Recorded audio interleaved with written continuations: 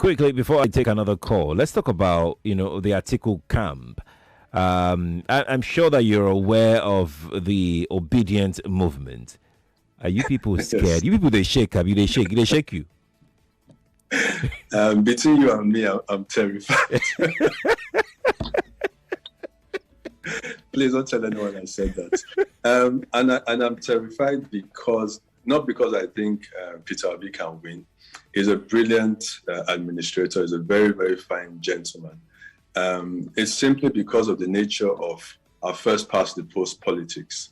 And you can see what happened in Ekiti, where the PDP had Segun Oni on its ticket. Yeah. He felt wronged by the outcome of the primaries. He left the party, split the votes.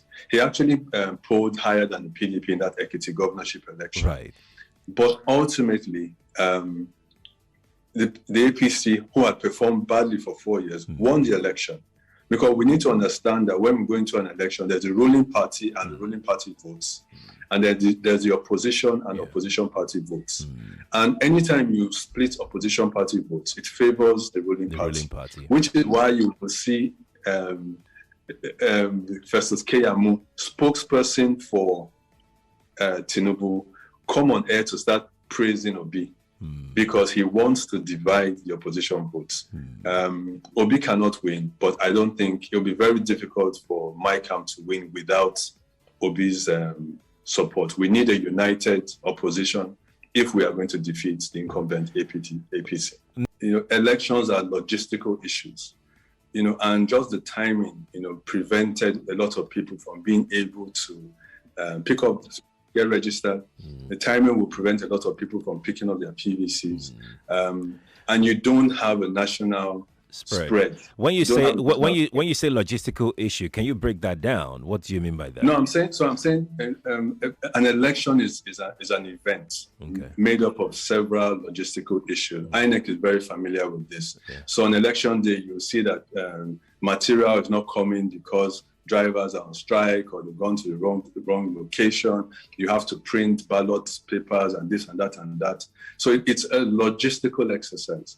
So just the whole process, because of I think Obi left APC and PDP to Labour about 6 weeks ago, barely 6 weeks ago. So, you don't have 10 months of election, you don't have the time to build that national spread. You don't have the time to convince farmers in Zamfara, for instance, that OP represents their best interest, because he hasn't been speaking to them for 4 odd years, for instance. So is this a great start? Absolutely, I agree. Will it impact on the elections? Some of my people don't think so, but I think it will heavily. I think people that are supporting OB traditionally would have supported Atiku. So OB's emergence sort of affects the PDP vote more than it imperils the APC and Tinubu's votes. What makes Atiku Abubakar stand out? I mean, we've been talking about Peter Obi, all morning. What makes Atiku stand out? People have he's been in the presidency before. Why should anybody even consider him again? I think the fact that he has been in the presidency before is a great starting point.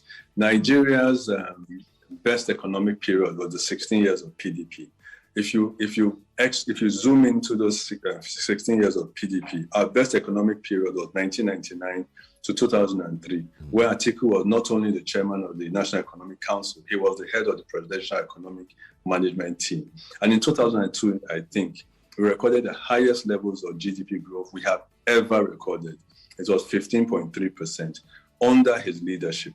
And parts of that leadership included the privatization and liberalization exercise we referred to earlier. So he has the chops and track record to show that, he can get it done. But beyond that, I don't think Nigeria's major problem is insecurity or food inflation or unemployment. I think it's the fact that we are a deeply divided nation. And if we don't address that, and you saw it with Jonathan. When Jonathan was fighting Boko Haram, northern leaders came together to say that Jonathan was attacking the north. When Buhari is attacking IPOB, southern elders come together to say that he is attacking Igbos. So we are so divided that you cannot make any progress, whether it's in the economy, whether it's in security, without one or another section of the country feeling marginalized, disenfranchised or persecuted. And Atiku recognizes that fact, that the first point of his 5-point agenda is recognizing that we are a divided country and pledging to unite it, pledging to run an inclusive government that includes not just the ethnic and religious.